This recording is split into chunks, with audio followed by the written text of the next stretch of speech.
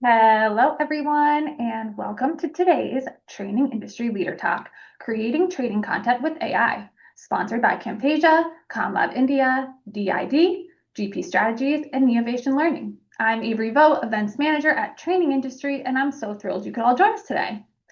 Before we get started, I would like to go over just a few housekeeping items to help you interact with our speakers and get the most out of today's program.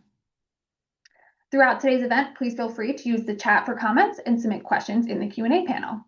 All questions will be addressed during the event or at the end of the program during our Q&A section. Once this session ends, a brief survey will appear in your browser. Please take a moment to share feedback on the session and the speaker. And as always, all of our sessions are being recorded and will be archived on trainingindustry.com, and you will receive a follow-up email from us with a link to the on-demand sessions. If this is your first Training Industry event, special welcome goes out to you. Training Industry exists to make connections among learning and development professionals. We offer tons of resources to support your role in L&D through live events like today's Leader Talk, as well as through articles on our website, our magazine, conferences, research reports, and our podcast. We would also love to hear what you've learned from today's session on social media. So please follow us on your favorite platforms and let's continue the conversation. And now, without further ado, it is my pleasure to introduce you to our speakers. Thomas Magnifico is the Global Head of Customer Success at DID, leading the team managing strategic enterprise relationships with organizations like PepsiCo, SoftBank, and JP Morgan. He specializes in implementing AI solutions, creating strategic partnerships, and developing data-driven customer success frameworks that drive measurable business outcomes. And as Director of Customer Success at Simple Show, now a part of DID, Danny Pichardo ensures a positive customer experience for all clients. Danny has been with Simple Show since 2016, and he has used his leadership skills and creativity to bring market-leading best practices to the Simple Show platform. Danny and Thomas, we are very excited to have you here today and for your session. And with that, I'm going to hand it over to you. All right. Thank you, Avery. Appreciate it. Happy to be here, everyone. Let me get my window up and we'll get things rolling. Share.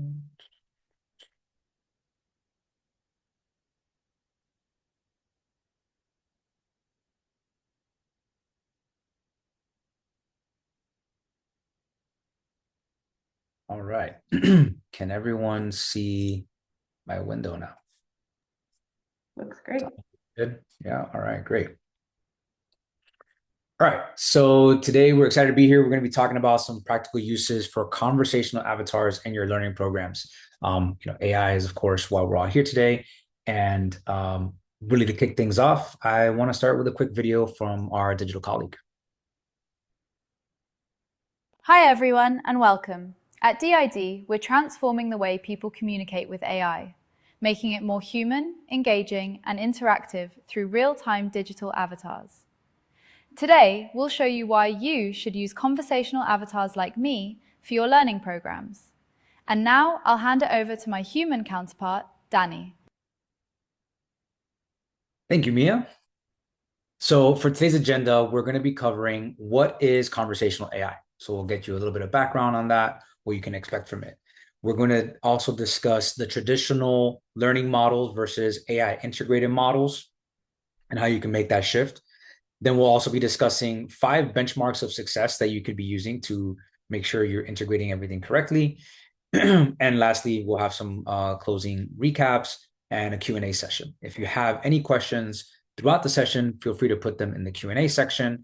We do have a number of colleagues of ours that are helping us behind the scenes, so thank you to them in advance to help make sure we get everything answered to you in a timely manner, but we'll get some questions answered for you towards the end. All right, so Tom, why don't you kick us off explaining a little bit more about what is conversational AI? Thanks, Danny. Yeah, so when we talk about conversational AI, we're not talking about a chatbot where you type into. Again, I'm sure you all have services where, you need help and it's like talking to somebody on a screen that you can't see. It's not, is it a real person? Is it AI? Is it not that? So what we're talking about is a digital agent, an AI avatar that you actually speak to and that speaks back to you in real time. For years, we've given people content and hope they remember it when things get tough. Conversational AI ends that hope strategy. It works because of two things.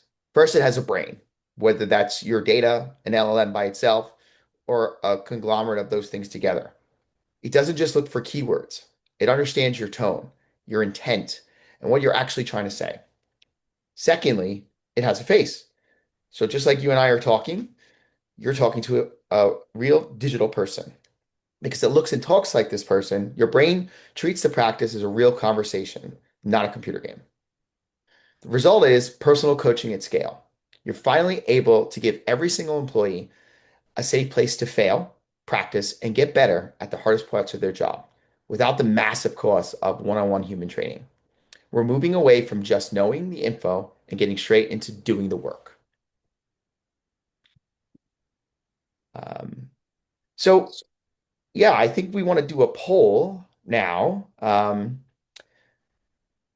again, the question here is, are you currently using conversational AI personally at your own organization, etc.? Yeah, so we'll have a complimentary poll at the end. So there's a little pre-assessment for our L&D folks. I'm sure everyone here can appreciate a little pre and post assessment. All right, so we're getting some responses. Definitely a mix, leaning Yeah. heavy towards not as much, right? Yeah, very interesting. Very interesting.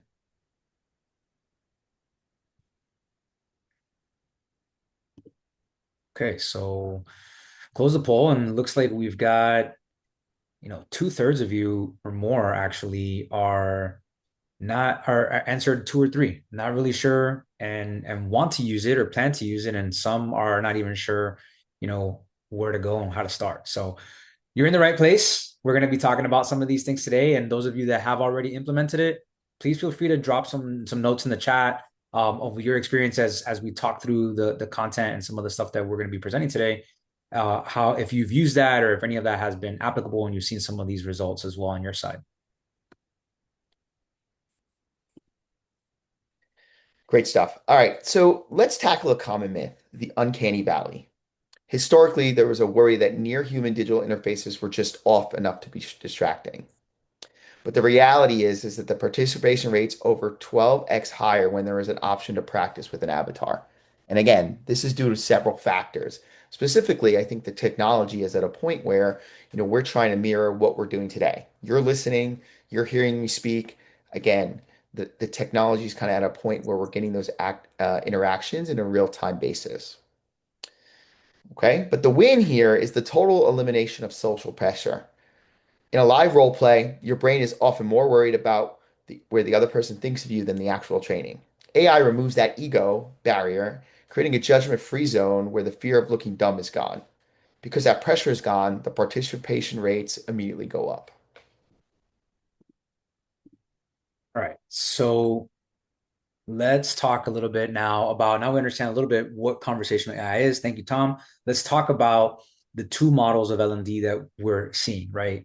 To start off, status quo. Most of us are used to the traditional training model, which is safe, works for compliance, checking boxes. But a lot of it is just sitting and watching. And we've been really measuring a lot of times if people have finished a course rather than if they're actually getting better at their jobs and changing the behavior that we're trying to modify. So the issue with watching and clicking and taking a quiz is that it really focuses on testing memory and doesn't always impact the change behavior that we're looking for. So AI is able to change that by shifting the focus from memorization to real world judgment and reaction. So instead of asking someone a question about a policy, we're putting them in a situation where they actually have to use it. They have to respond, make decisions, navigate a conversation in the moment. So if they stumble, the AI can coach them right then and there so they can try again and again until they've got it down right. So the question then becomes, how do you know if this is actually working? Because we have to be able to go beyond the did you like the training kind of approach or feedback that we get from our colleagues and our users, right? Our learners. So today we're going to talk about 5 new benchmarks for you to consider. Things to consider when you these are great for everyone, regardless of what part of the journey you're in. When we asked everybody earlier in the poll, regardless of what you responded, this is good for you. So if you're not using AI, consider these as ways to support and make the case for using AI and integrating it into your learning. If you are using it already, these are good criteria for you to measure against. So we're going to talk about the criteria, the benchmark, and then how you measure each one. Tom, why don't you get us started with the first one, which is practice frequency. Yeah, so again, the first area we want to look at is how often people choose to practice. So in a traditional LMS, we usually measure how long somebody sat in front of a screen, very similar to like an attendance record. But with AI, we measure talk time, okay? We want to know how much time they actually spend integrating with the avatar. The data shows that people are 13 times more active in an AI environment than they are in a standard click-through course. They aren't just clicking next, they're talking, they're interacting. It's like a real-time conversation. And when we look at the results, we aim at two targets. The baseline is when a learner does the talk for credit, then goes back at least once to try it and do better. But the real goal is mastery. That's when we see a sandbox effect, where learners go back 3 or more times just to experiment. They start asking, what happens if I'm more firm this time? Or what if I lead with empathy? That's when you know they aren't just trying to pass a test, they're trying to master a skill. Again, the goal is go back until you get it right. Now, one thing we'll also give you guys as a takeaway, we're going to give you a tool so you can evaluate their programs that you have on your own time. Okay. Again, the goal here, again, is to increase the frequency a learner engages with training. So to evaluate, we want to use 3 questions. One, can the learner actually fail this in a few different ways? 2, does the result change if they change their tone? And 3, is there a real reason for them to come back and try a different strategy? If the answer is no, then you've got one and done learning. It might look good on paper, but rarely it changes how people act once they're back at their desk. So take a typical sales objection as an example. In an old school module, a rep might just click option B on a screen and move on. They're just testing if they can recognize the right answer, not if they can actually really handle the situation. With AI, the same rep can try 4 different approaches in a role-playing scenario. They can practice against someone who's being aggressive, someone who's skeptical. They can keep going until they learn how to lower the tension in the room. They aren't just memorizing a script, they're memorizing how to handle the person in front of them. In the past, type of practice was really impossible. You needed an army of trainers, thousands of pages of scripts, different outcomes, and really they're outdated the moment you launch them. With AI and LLMs and AI avatars, this changes that by giving you infinite space to practice. You're no longer giving your team a map of the conversation, you're giving them the experience of having already done it right. Okay. Over you to Danny. Thanks. So our next benchmark is completion rates. So again, traditional model, finishing a course is the often a passive act. You're just kind of getting through it. So people let a video play. It can be in the background while they do other work. They click through slides, just trying to get to the end. It's a checkbox and not so much a learning experience. With AI, that changes.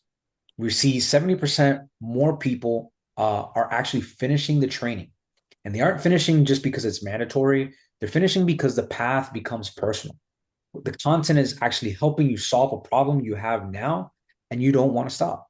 So they go from becoming someone that's just watching a viewer to someone participating in the interaction and something that they intend to use in the real world.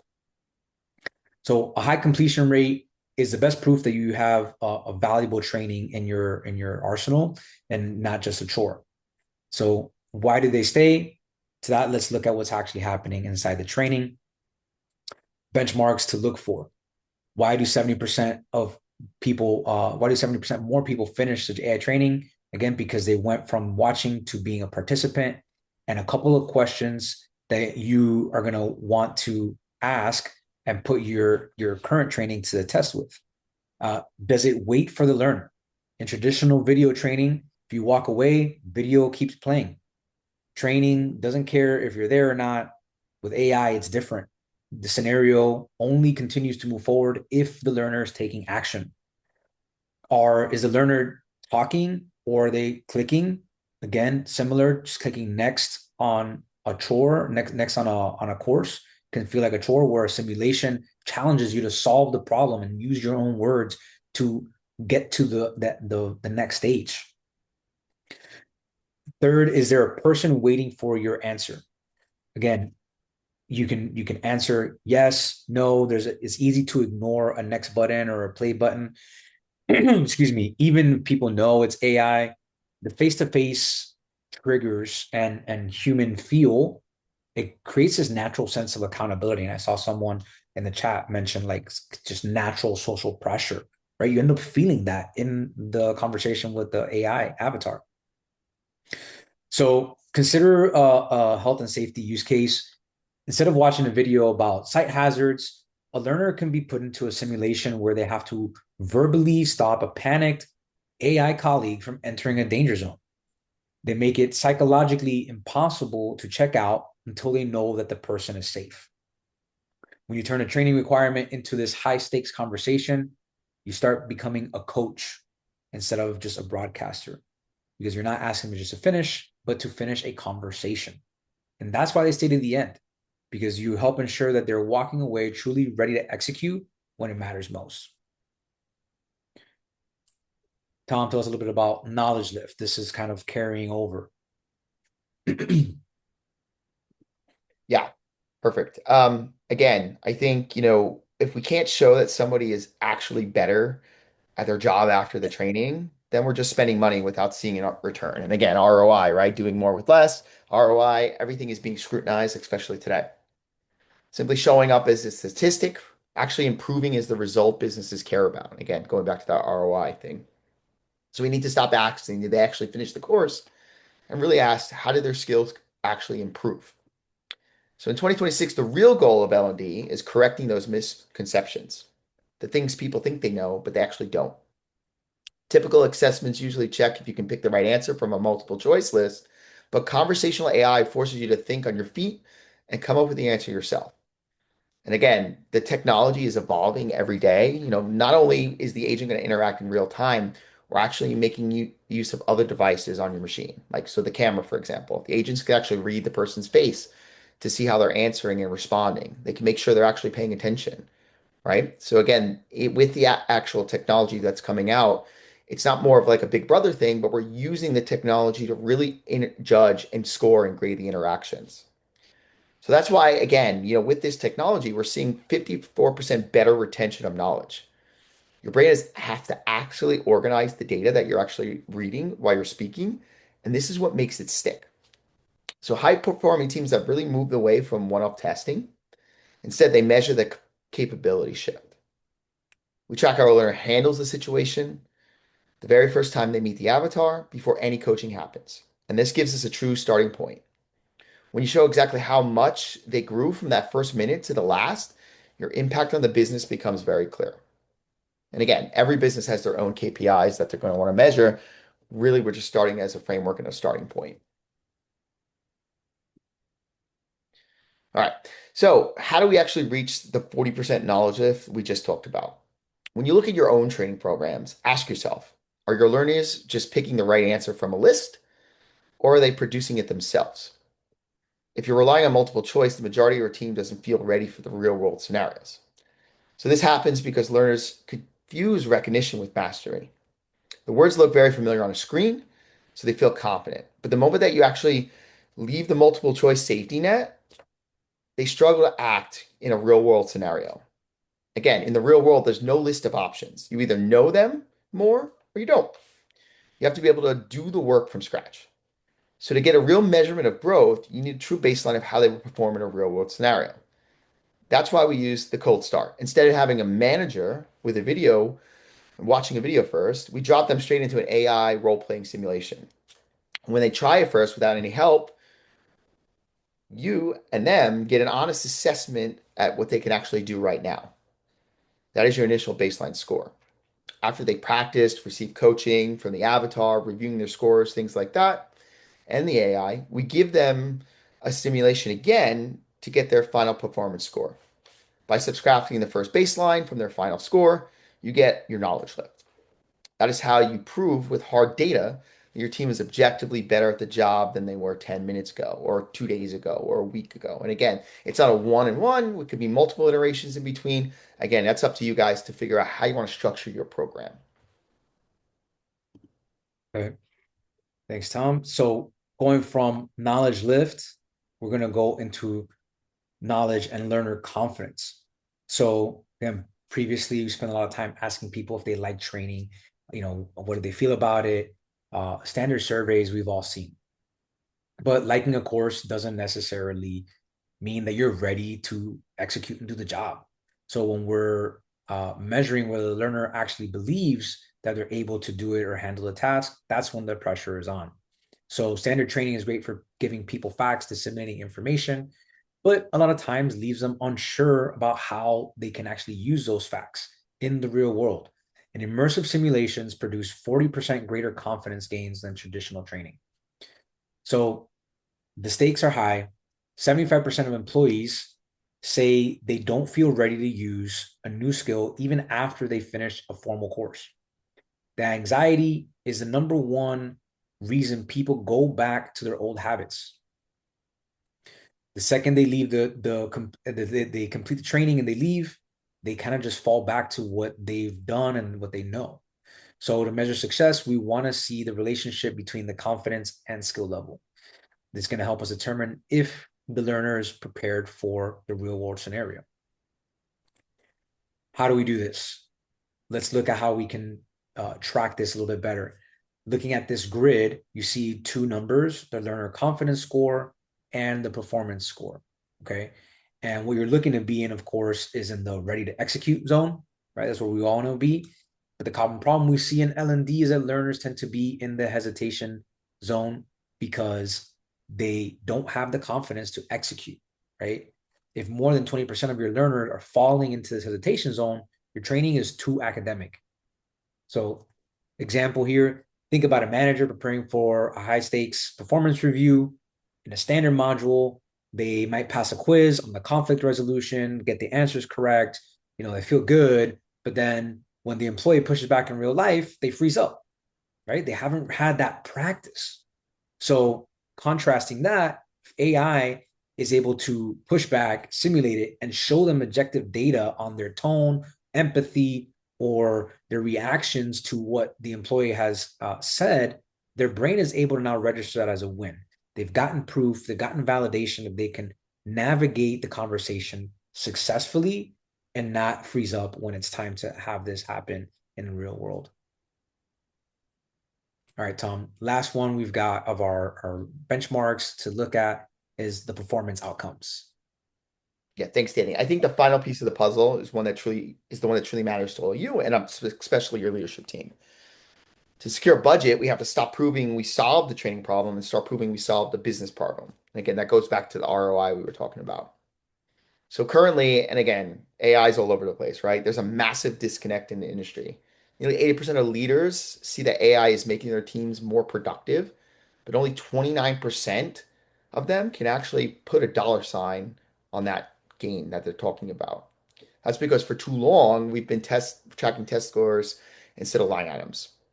So when you look at this table, you see how we bridge that gap. A 34% lift in conversions isn't just a win for the training department. It's a direct boost to quarterly revenue because your reps finally know how to navigate through tough objections. When agents resolve issues 20% faster, or 27% faster, excuse me, without asking for help, that isn't just a completed module. That's a direct drop in your operating cost. And when new hires hit their full numbers weeks earlier than they used to, you've just significantly lowered your hiring cost. By using conversational AI, we aren't just making people better. We're moving and specific numbers on the company balance sheet. That is how we evaluate if your team is truly successful. We stop looking at the LMS and we start looking at the results. Back to you, Danny. All right. So, well, this is now how we measure these performance KPIs, right? So it's a simple three column map that helps you align your work with the company's bottom line. So pick your most expensive training program this week and try to fill these out. First, you want to identify the activity, then the specific behavioral shift that should happen following the training, and then finally identify the business metric. So the actual number that moves because of that behavior. If you can't clearly connect the activity to the metric, your training is unanchored. It might be good learning, but it isn't business performance. So in this case, consider customer service de-escalation use case. In a traditional setup, you might show video on empathy and then have someone like try to create that in the real world, but you replace a quiz with a high stakes simulation. You're actually de-risking a business process. You can report back up to leadership, not on how many people pass the test, but on how many people successfully demonstrated behaviors that prevent customer churn. So historically, L&D was the department that ran the training, and today you can be the department that secures the results. No longer giving your team the map, but giving them the proven capabilities to drive the KPIs the organization is looking to achieve, right? So where do you actually start? Because maybe you feel you don't need an avatar for everything, but you really want to make a filter for high impact opportunities. And that's the avatar ready rubric that we have here. So you'll want to run your program through these 4 questions. First, does it require practice? Is this a muscle memory thing? Do you, because reading a manual isn't the same as actually speaking the words. Is feedback needed? Do they need to know why a response failed? Because static media can't provide that nuance, but an avatar can. Scale. Are you training 5,000 people or 500 people simultaneously? Because human-led role play can be a logistical nightmare, especially at scale. And AI is available at scale and 24/7, multiple languages, multiple regions, all in real time. And last, is human training part of the bottleneck? Think about this from a content generation perspective. One piece of content curated by experts is now able to be scaled across all these regions in multiple languages with endless learners available. So what you're doing is you're focusing on the expertise that you need to have handled from your perspective, and you're letting AI handle the foundational reps. So that way you're focusing again on the high level, high stakes nuances that need to be focused on by a human. So if you end up answering yes across these various columns, then that's your signal to add a conversational layer and have the AI be a part of your training initiatives. And this is what you answer yes to is where you're going to see the biggest shift in performance and deliver on these business KPIs as well. All right. So as I mentioned earlier, we have another poll. This is a little bit of our post assessment. After learning more about the possibilities, seeing some use cases, how ready would you say your organization is to move toward an AI integrated training model? So we have a couple of options for you: ready to pilot, evaluating, or monitoring. Similar to before, but I think we wanted to see this again, a little post assessment, see if confidence has shifted here. Okay, we've got some. Looks like we see some shifts. I like to see this. This is great. Yeah, definitely. Yeah, so going across here, and I appreciate you all. I've seen the chat. Haven't been able to read everything because it's been going Lots of crazy. good So questions. Yeah, amazing a lot of stuff. stuff coming through here. And we'll get to a couple of those now in a second. All right, so I think we're set with the poll here. And yeah, we've seen a little bit of a shift. I think we're similar, those ready to pilot, maybe a couple more have answered in there. And we've seen a shift from the monitoring and seeing the value, but people ready to kind of take a look and see the strategic potential. So we've seen a shift more towards the middle and the bottom. So like 15% shift there. That's great. Love to see that. Love to see that people are getting confident and this has been informational to you and valuable. 100%. If you're interested in learning more or taking next steps, we'd love to continue this conversation with you on an individual basis. So you can feel free to reach out to us. We've got our people here putting the notes on how you connect with us, but also feel free to visit our site, did.com. Have a conversation with Mia. Mia introduced us and got us started at the top of the session. She'll be there to help answer a lot of your questions as well and get things going. So feel free to have a conversation with Mia and try it out for yourself. All right, so appreciate y'all here. Now I've made it to our Q&A section. Um, please give us a minute to start looking through all of the questions here we have available.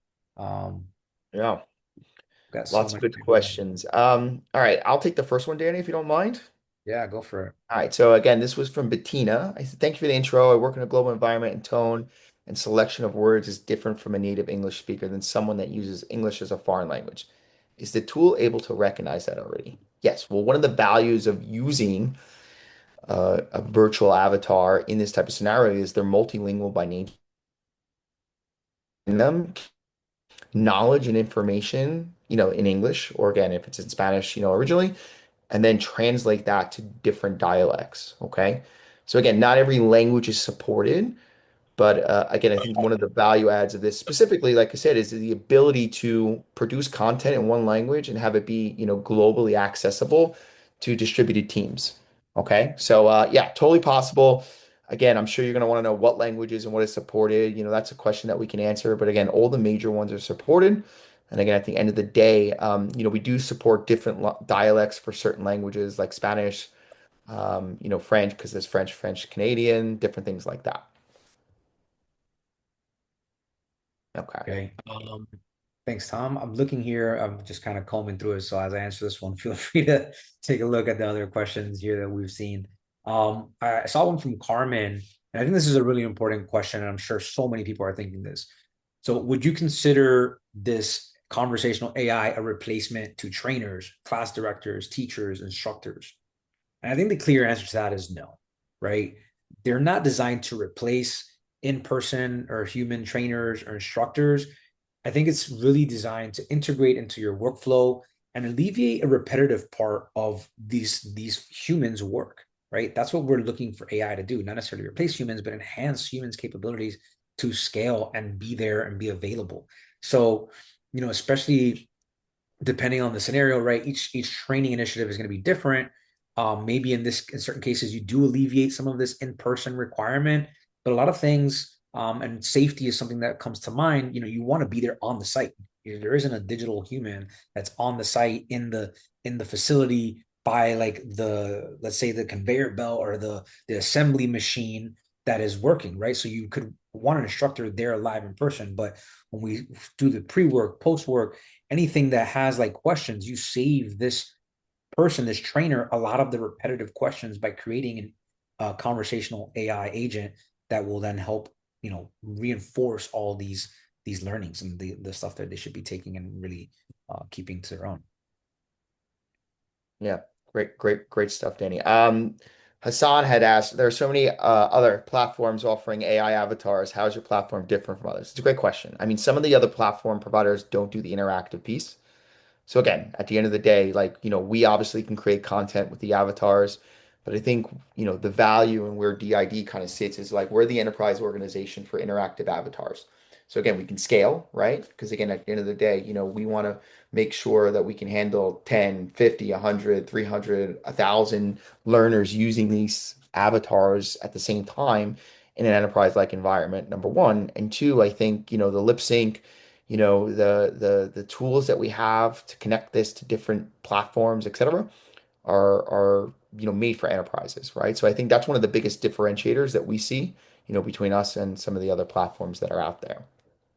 Um, Again, I think another question, what pushbacks have you had on this? It's amazing, but do people feel like it's too much sometimes? Listen, I think at the end of the day, and I think this comes up with AI in general. Like the idea is, or at least our philosophy is, we're not trying to replace real people. And I think that's what Danny touched on before. We're a big believer in augmentation versus replacement. And at the end of the day, we eat our own dog food, right? So I think a use case that I use and Danny is using today, with these agents is having like an AI agent in our help center for customers that come on, right? And at the end of the day, like we have a great customer success team. However, like 80% of the questions they're asked on a daily basis are repetitive. AI agents are available to do that and they can answer them pretty well. And they're available 24/7. People work at different times, right? So like at the end of the day, we're all busy. We have different meetings. I've got like 25 meetings on the calendar in the next 2 days. I want to be able to answer your questions. And again, this is a great way for an AI avatar to do that. At the same time, this data is available for you to review. Okay. So if people are asking the same questions over and over to the avatars and the agents, that's something that you can use to one, to improve your content, two, leadership kind of see the questions that are being asked over and over again, and three, you can use that to make better decisions. So again, I think at the end of the day, there's many different reasons why you will want to use this. Again, we're trying to expand your reach, expand your teams, and give you the ability to really be present and available for your users. And again, in some specific, interactions, your customers as well. Yeah, great. Thanks, Tom. I think you touched on something there too, right? Is just like being able to have the ability to scale, not just the scalability, but the repetitiveness of it. And someone was asking, I think that ties into this, like how we're able to control the AI. Someone was asking, like, who teaches, I think Nick asked, who teaches the avatar the right approach to handling these situations? And as you mentioned, we were able to have that eat our own dog food and put it in our help center. We're able to train and modify and give the information to the avatar. You're able to build that out. You're in full control of the agent, of the avatar, giving it its knowledge base, giving it all the behavior, that how it should act. You can build it around for different scenarios and different use cases. So in this case, we're talking a lot about training. Um, you can build multiple agents. You can build an agent for each different type of training module, various scenarios, and have that avatar be specifically designed to react to this scenario and that simulation. So I think this is where you're in full control to handle that. And in that case, some ties into another question, like what happens when someone tries to deviate from the conversation, because you're in control of the way that the avatar and agent is built. You can make sure that you can control that deviation and always cycle it back into the relevant conversation, right? And the topic that is what is the focus. Yeah, I'm looking at real-time questions coming in. I mean, Dolores is funny. I wonder if an avatar like this might be useful. Yes. So the answer is yes. We actually, and again, I know we're kind of deviating from the L&D, but we actually have our avatars can be invited to Teams meetings, um, you know, um, all different platforms they're supported to answer questions, right? So like again, this use case is perfect to do that if you're not comfortable or you want to have an avatar, staying over time to do that. We're also working with organizations like banks and things of that nature where, they're giving earnings calls and the avatars will come in and answer questions in their native languages, right, to the people that are asking them and be available, right? So it's a perfect use case. Also the content, at the end of the day, the content can be, innate in the LLM itself. I mean, obviously we want your content, right? So again, if you have the cool thing about these avatars and the agents is like the content you already produce can be the baseline for the knowledge base that the agent has anyway, right? So if you've got all of this stuff in PDFs, PowerPoints, Word documents, you can create a knowledge base really quickly. But at the end of the day, right, you can control that and you can augment that over time. I see one that I really wanted to answer. It's from Hanif. It's very big. So, and it's a multi-part question. So, in your experience, what learning moments genuinely benefit from conversational avatars? I think the universal use case that's agnostic to industry is like training and role playing, right? Every company has sales teams that are required to sell. And that's the one that really gets me excited because again, at the end of the day, the avatars and the agents are really good for this scenario. We also have partners as well that will up level this, right, from an interaction perspective, take our content or our avatars and put this in really dedicated role-playing platforms that are already pre-built. So that's something that we can really go into if you're interested in that. How do your avatars solution manage branching conversations? Again, at the end of the day, I don't want to simplify the process, but like a lot of this has to do with the prompt and the instructions that you give the agent, right? So you can put branching alternative paths in the instructions, and the agent's going to be able to decipher that and direct people to the conversations. The avatars themselves are expressive now. I think one of the other questions that was asked, and I'll just touch it here, is like, can they detect sentiment? And the answer is yes. We released expressive agents that can, whether it's through facial expressions through the camera or from the tone of your voice or the nature of the question, can concern. Is somebody angry? Are they upset? Are they happy? And change the reactions to that, right? So again, we're not trying to replace a real human, but we're trying to make these interactions as lifelike as possible. So again, based on the reaction of the actual avatar itself or the user, we can actually do these branching conversations. How do you handle learner input, transcripts, and data retention? Yeah, again, we're working with many different governments today. I don't want to get too technical, but obviously some of that data needs to be housed internally, right? So we have the capabilities to do that. But at the end of the day, right, that's something that we can really deep dive in, with the certifications and all these things that it have, whether the data stays with us or with you guys, like we have that capability. And again, we're working with some organizations today to specifically do that. After launch, what does ongoing maintenance look like? Again, at the end of the day, the out of the box system is really driven by you. I say that out of the box because, we have a great tool where you can log in. It's true SaaS.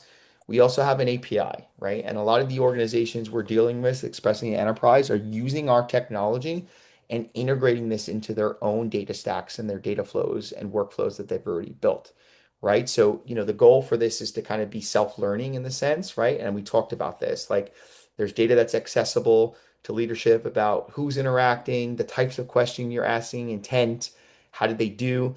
At the same time, like you can augment your own internal LLMs if you have those or knowledge bases with the types of questions and answers that it bring produce for the agent itself to get smarter. So again, typically like we can own that and help you with that. You can own it yourself. It's up to you, how you want to do that. We have different models to support both, excuse me. And the last question here, and again, this is a big question, Danny. I'm gonna have to tap you in after this one, right? Because it's a long one. From your experience across different industries, what are the top 5 avatar building tools or platforms you see delivering real value today? Again, obviously, going to answer DID, right? Obviously, we see the value in that. I think, there's a lot of tools. Microsoft is a partner of ours. Their Copilot is pretty great, and their Azure stacks are great, for this, and they have great tools there. OpenAI is a partner. 11 Labs is a partner of ours, right? So their voice technology and the agents they've built are very great on ours. Again, a lot of the learning platforms can innately embed an agent into them. So a lot of the LMSs themselves, and I won't name drop all the LMSs that are out there, but you can take an agent that you build in DID and just embed that right into an LMS. And again, that's like a simple way of getting lift for a platform that you already have. So happy to dive more into that. If you have more questions, I could talk all day about it, but that's just a little summary of kind of how we see it. Great. Thanks, Tom. Thanks for taking that one. That was definitely multi-part question. And Hanif, thanks for asking that. A lot of great stuff here. Um, One other one that I was, as I was combing through the various questions, I wanted to see, like someone asked, right, again, as a trainer, how does this save me time? How does this compare in terms of the time I have to spend building this avatar and this agent and this AI integrated learning compared to my traditional stuff of like Storyline or Rise or some other type of authoring tool, e-learning authoring tool?